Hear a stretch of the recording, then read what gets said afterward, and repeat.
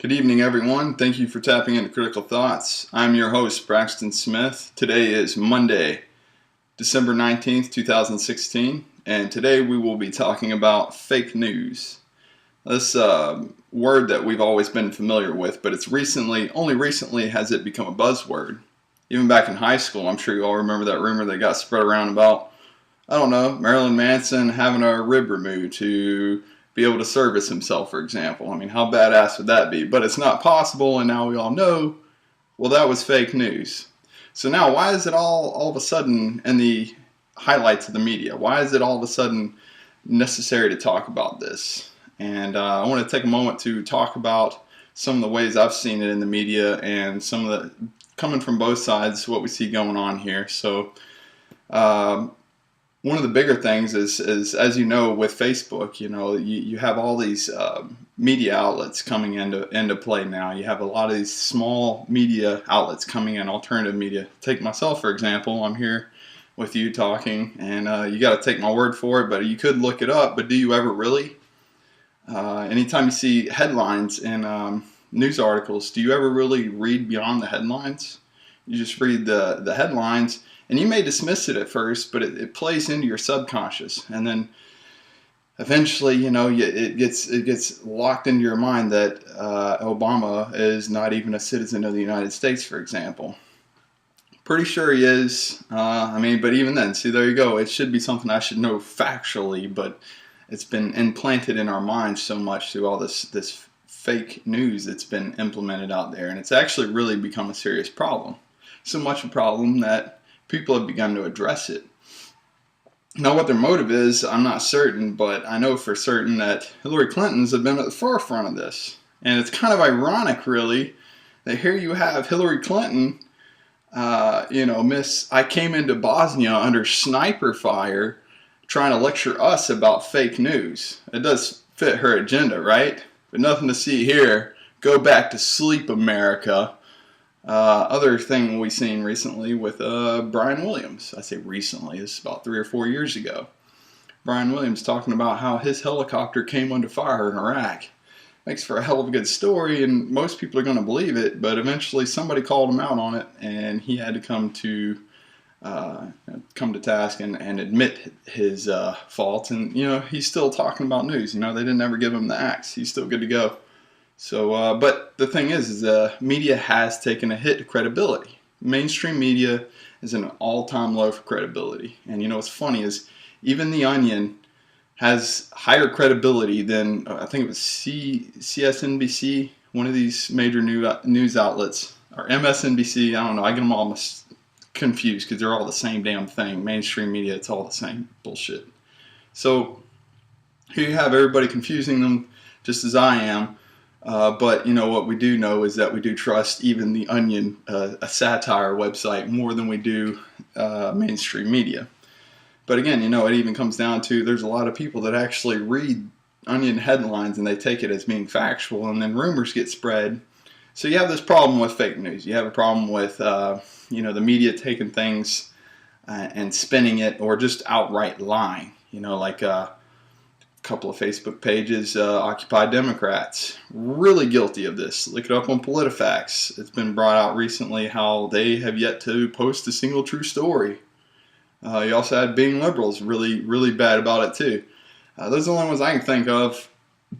Feel free to talk some more if you want to bring up some of the conservative sides that might have been lying. I'm sure they're guilty of it too. Faux News is really bad about that kind of stuff, but maybe some conservative pages that you've seen lying about something, they do it. So what's all coming of it, though? This is my concern, because it's our responsibility as consumers to look beyond the headlines, to get in the nitty-gritty and really learn and evaluate and question everything and actually extract the truth. And anytime that you see a website like Occupy Democrats or Being Liberal, if they post and they keep lying to you and they make you look like a fool in front of your friends, why are you going to keep posting their stuff? They're making you look like an idiot, and you just keep supporting it. You keep putting their material out there, you make them bigger and stronger, and you say, yeah, keep feeding me your lies. It feels good. It may be wrong, but you're feeding their bullshit. It'd be nice if we could just cut all that out, right? And so Unfortunately, speaking of Facebook, Mark Zuckerberg's trying to get a hand on this now. So Mark Zuckerberg has taken it up upon himself to start censoring the internet, right? So, or at least his neck of the woods, Facebook. So he's going to mainstream media like Brian Williams and saying, "Hey, buddy, you're kind of a pro with fake news. You mind pointing out the websites that just might be fake news, and I'll censor them for you." Because the thing is mainstream media is getting their ass kicked right now because nobody believes them. They've lost all their credibility in this election. They sacrificed everything trying to get Hillary elected, selling whatever lies they could, and it's completely destroyed their credibility, and now nobody watches them anymore. I probably have more viewers than some of them right now, actually. So at this point, Mark Zuckerberg's trying to restore a little bit of power to them, and he has these people censoring them. Now that's just the beginning. My concern is that you also have Hillary Clinton, the Pied Piper of this whole fake news media deal, coming in and could potentially try to push for silence. First Amendment temporary ban, or outright make it so that you have to have a license, for example, to post media anymore. This is something even Trump's talked about. So this is definitely a deep concern of mine, is that you might find where the propaganda machine, the Ministry of Truth, finally finds a way to squash the resistance that is the alternative media that you see rising up. And it's like, to some extent, it is our fault as the alternative media, because some of us don't fact check, some of us don't put out accurate media. Alex Jones talking about chimeras and stuff. This guy's funny. You should look him up. He's hilarious. But he takes himself seriously.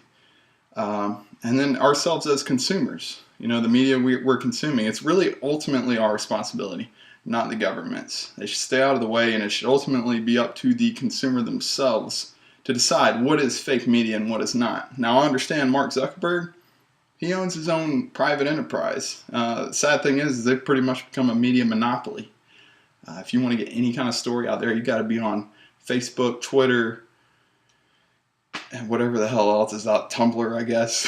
I mean, I'm an old man, I guess now. I don't know all the damn social media outlets. I just have BoobTube. But here I am.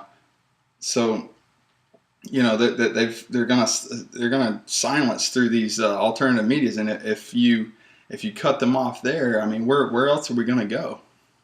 I mean, nobody else knows where else to go. You can't hardly get it. I can hardly get a hold of 30 of you right now. Like, what if I had to go to my own website? I'm gonna need a license. I'm gonna need a license for those freedoms, and a lot of people out there might say, well, that'll never happen. But I mean, hell, you need a license to fish. You need a license to hunt. You need a license to do African hair weaving, even, for fuck's sake. I mean, how do you, if you screw it up, you just undo it, as far as I know. But apparently the government feels like they need to charge you $120 a year to license that, or whatever the hell it is. So anyways, those are my concerns. If you have any more examples of fake news out there I need to know about, I just called them out. Now, hopefully you have a few examples. Leave it in the comments. As usual, thank you again for tapping into Critical Thoughts, breaking through the white noise, and bringing the media that matters.